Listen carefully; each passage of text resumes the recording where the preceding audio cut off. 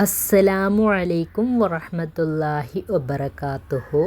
നമുക്കെല്ലാവർക്കും ഒരുപാട് ആവശ്യങ്ങളും ആഗ്രഹങ്ങളും ഉണ്ടാകും.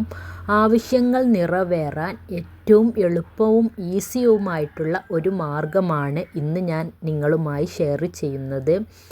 ഏത് സമയത്തും നമുക്കിത് ചെയ്യാവുന്നതാണ്.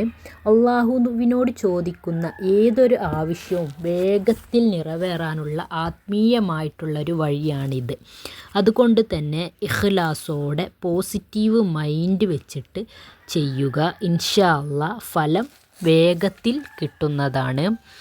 നമ്മുടെ ആവശ്യം നിറവേറാൻ സൂറത്തുൽ യാസീനിലെ 58-ാമത്തെ ആയത്തായ സലാമുൻ ഖൗലം മിർ റബ്ബിർ റഹീം എന്ന ആയത്ത് 129 തവണ ചൊല്ലി ആരുമില്ലാത്ത സ്ഥലത്ത് വെച്ച് ഇഖ്ലാസോടുകൂടി ആത്മാർത്ഥമായിട്ട് തന്നെ ചൊല്ലണം.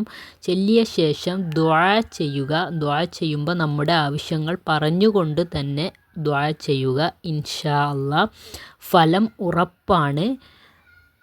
മഹത്തുക്കൾ പഠിപ്പിച്ചിട്ടുള്ള ഒരു രീതിയാണിത്. അതുകൊണ്ട് തന്നെ ഒരു പ്രാവശ്യം ചെയ്തിട്ട് ഫലം കിട്ടുന്നില്ലെങ്കിൽ വീണ്ടും വീണ്ടും ചെയ്യുക. ഉത്തരം നൽകുന്നവൻ അല്ലാഹുവാണ്. ഇൻഷാ അല്ലാഹ് ആത്മവിശ്വാസത്തോടു കൂടി ചെയ്യുക. അതുപോലെ തന്നെ ഇത്തരത്തിലുള്ള ദുആകളൊക്കെ തുടങ്ങുന്നതിന് മുമ്പ് ഹംദും സലാത്തും വെച്ചിട്ട് തുടങ്ങുക. പറ്റുമെങ്കിൽ തൗബ ചെയ്യുക.